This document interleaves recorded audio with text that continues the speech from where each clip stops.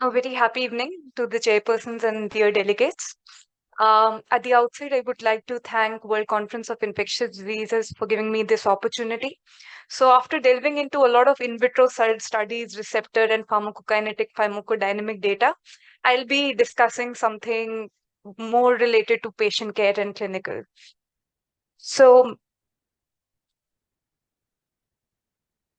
I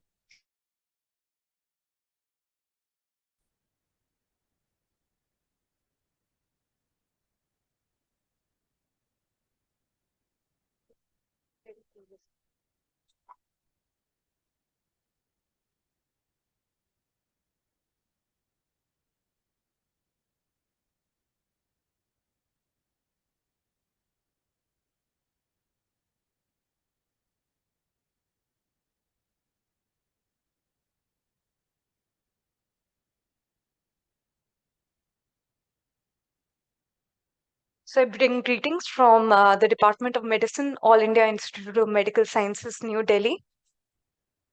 So, before starting my presentation, I would like to delve into a case. So, this case is of a 46-year-old gentleman who is presented with paraparesis secondary to TB myeloarachnoiditis.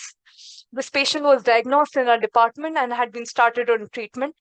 Post 5 months into the treatment, the patient now presents in the ED with sepsis. The source of the sepsis is found to be Fournier's gangrene, and the patient is found to be in septic encaph. Due to low GCS due to septic encephalopathy, the patient is intubated and develops ventilator-associated pneumonia on day 3, where the bronchoalveolar lavage grows carbapenem-resistant Acinetobacter baumannii. This organism is found to be sensitive only to colistin under the susceptibility testing. So the patient is started on high-dose sulbactam along with intravenous colistin. Here, it is important to note that the patient has a normal serum creat to begin with at baseline and is not receiving any diuretics. So when we see the lab parameters of this patient on day 3, he now develops new onset dyselectrolytemia. Not only he develops metabolic alkalosis with serum bicarb ranging up to 30 millicalent per liter, but also has features suggestive of hypocalcemia and hypokalemia. Now, when we correlate with the hypokalemia algorithm, we see this is associated with renal wasting of electrolytes, associated with persistent polyuria up to 5 liters per day, urine studies indicating increased sodium excretion, calcium excretion, and increase in the transtubular potassium gradient. During this whole admission, the patient's renal functions remain normal. Although his sepsis component due to ventilator-associated pneumonia is improving with an improvement in the TLC count and improvement in the chest X-ray patch, but the persistent dyselectrolytemia continues. So what are the differentials that we can consider at this point? So a patient with hypokalemic metabolic alkalosis in an adult with VAP, could it be diuretic induced? No, the patient did not have any temporality associated. There was no associated diarrhea and vomiting. Could it be secondary hyperaldosteronism? The patient had a normal blood pressure and no previous blood pressure increase values suggestive of the same. So this led us to stipulate whether it could be antibiotic induced. So here, this graph shows us the serum electrolyte and urine output parameters on the y-axis, and the x-axis shows the days. So when the colistin was started, we can see around at day 3, he developed persistent polyuria with a decrease in serum potassium and features of hypocalcemia. Related to our stipulated diagnosis, we tried discontinuation of colistin, and hence we saw post 3 days after discontinuation of colistin, all the laboratory parameters returned back to their normal values. So we made hence a diagnosis of colistin-induced Barter syndrome. So moving into the introduction, what is exactly Barter syndrome? It is an autosomal recessive inherited salt-losing tubulopathy, which was discovered by Barter and colleagues in the 1900s and is associated with pathogenesis mainly involving as a defective salt reabsorption predominantly affecting the thick ascending loop of Henle. It is characterized by four main features of hypokalemia, hypochloremic metabolic alkalosis, hyperreninemic hyperaldosteronism, all along with a normal blood pressure and normal renal functions. So this can be classified classically into 5 types, depending here, as we can see in this diagram, the ascending loop of Henle, where the major channels are the NK2CC, that is sodium potassium 2 chloride channels, the ROMK channel, and the calcium sensing receptor. So these are classically expressed and mutated in cases of inherited Bartter syndrome. But what happens in the antibiotic-induced Bartter syndrome? So, although the classical neonatal Bartter syndrome may present with dehydration, failure to thrive, preterm birth, and antenatal polyhydramnios leading to an increased neonatal mortality, and even if these kids survive, they end up having increased risk of progressive medullary nephrocalcinosis due to hypercalciuria. But here we are concerned what happens in adult patients. So acquired BLS is described with use of certain antibiotics such as aminoglycosides and polymyxin antibiotics. There have been anecdotal case reports of the same with use of certain other antimicrobials such as amphotericin B, rifampicin, some chemotherapeutic agents such as cyclosporin, cisplatin, and diuretics. So how do these antibiotics act? So as we discussed the ascending loop of Henle, the acquired Bartter syndrome or Bartter syndrome caused by antimicrobials mainly acts through the Bartter type 5 inherited effect. That is, these cause gain of function mutation of the calcium sensing receptor, leading to further through the signaling pathways leading to activation of the sodium potassium 2 chloride channel. This not only leads to loss of sodium and potassium through the transepithelial elimination, but also this leads to an increase in the potassium and hydrogen excretion in exchange of the sodium being excreted, leading to the features of hypokalemic metabolic alkalosis.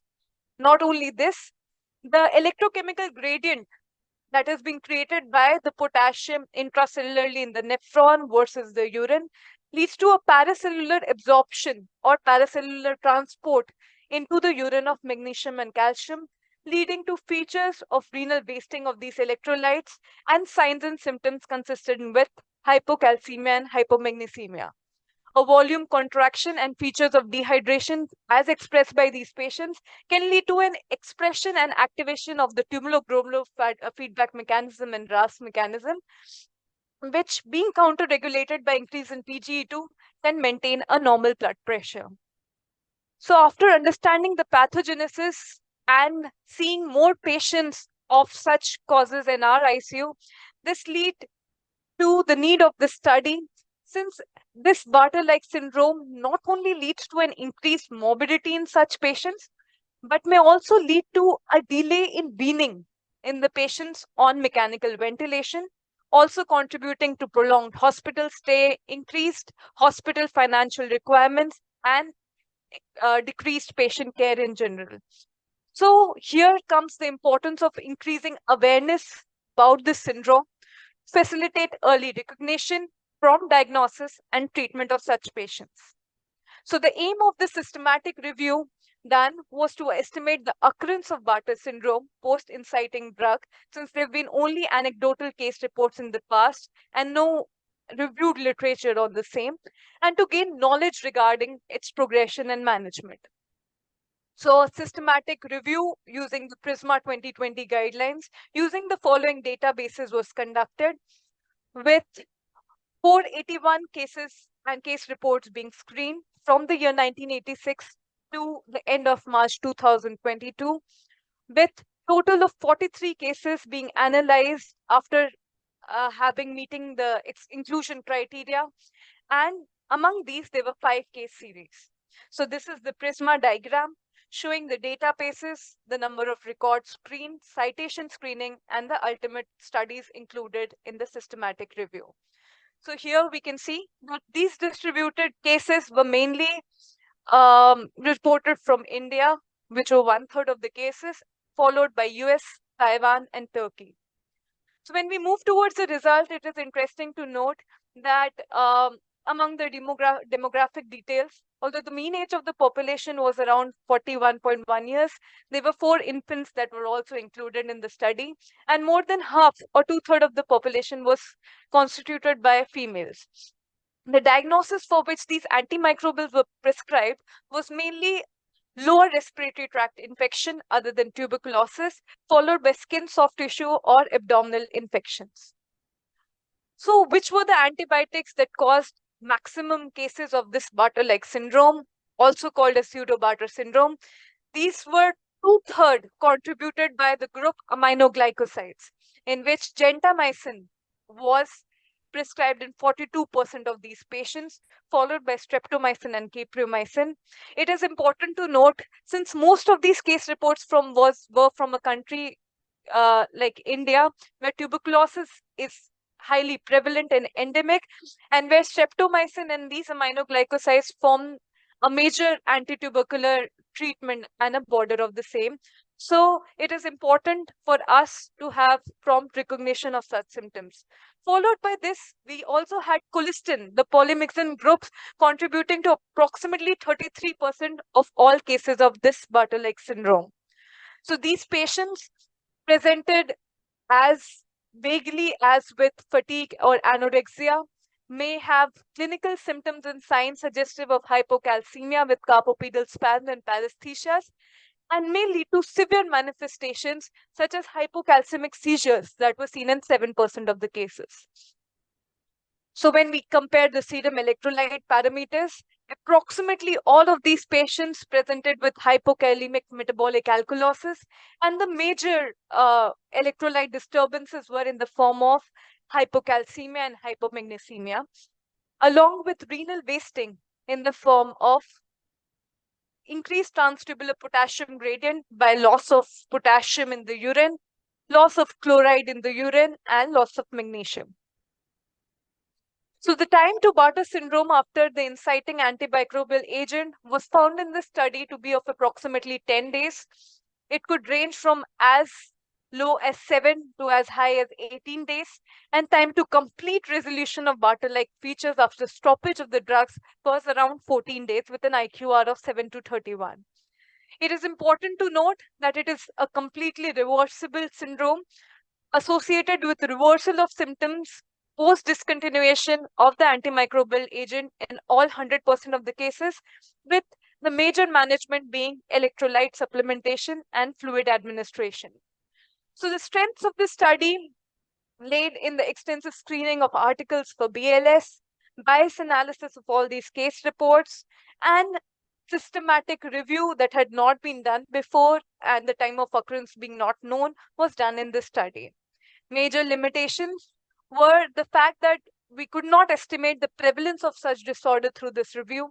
The reporting comeliness was only as high as 30%, and the dose of antimicrobials at which BLS features were precipitated could not be estimated due to the lack of completeness of reporting.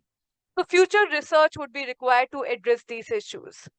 So importantly, I would like to focus. So in patients where we commonly prescribe in this era of increasing gram-negative carbapenem-resistant infections, of increasing requirement of polymyxins, colistins, and aminoglycoside, it should be remembered that a temporality with these antibiotics associated with lab and urinary parameters of hypokalemic metabolic alkalosis associated with hypocalcemia and renal wasting, in the absence of worsening renal function or nephrotoxicity, and the absence of concomitant use of diuretics, we can make a presumptive diagnosis of acquired Bartter-like syndrome. But how can we confirm it? So the confirmation lies only after you discontinue these drugs and there is reversal of symptoms and lab parameters back to the baseline values, which forms the confirmation of all these studies which were included in this. Concluding, I would like to comment that aminoglycosides followed by polymyxin have a high propensity to cause BLS. Among the aminoglycosides, gentamicin form the majority. The mean duration of presentation can be as high as 10 days. And after resolution of stopping the drug, there can be complete reversal of symptoms in 14 days, and the management is mainly supportive.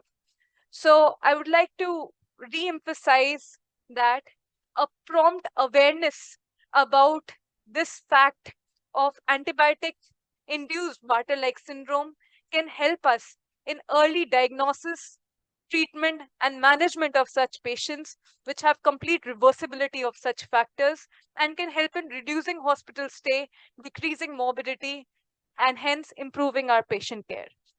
Lastly, I would like to quote William Osler by saying that the person who takes medicine must recover not once, but twice, once from the disease and once from the medicine itself. Thank you so much.